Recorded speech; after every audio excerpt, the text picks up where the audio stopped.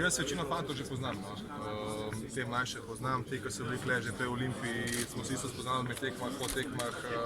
imamo par novih igralcev, ampak se že takoj sliši, no, kaj je igralec, kakšen je, vprašaš malo okoli, tako da jaz mislim, da smo dobili super ekipo, dobre posameznike, tudi dobri ljudi, tako da jaz komaj čakam, da začnemo trenirati, da se povežemo in da poskušamo kazati, kar se da dobre predstave.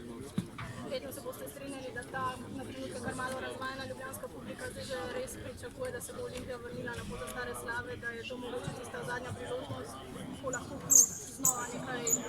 naredi. Je to za vas dodaten pritisk, je to za vas spodbuda? Pa ni pritisk, mi že, ko smo bili pripeljani sem, smo točno vedeli, kakšni so cilji, no, tako da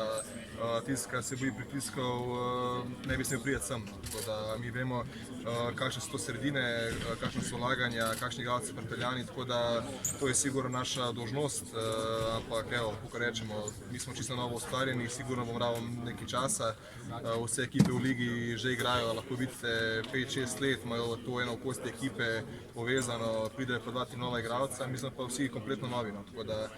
sigurno neko potrpljeno bo moglo biti z njihove strani, z naše strani se pa sam pričakuje, da ostanemo 100% z mislimi samo pri košarki, pri naših predstavah, pri borbenosti in pri tem, da čim več tega dobimo. Hvala vam.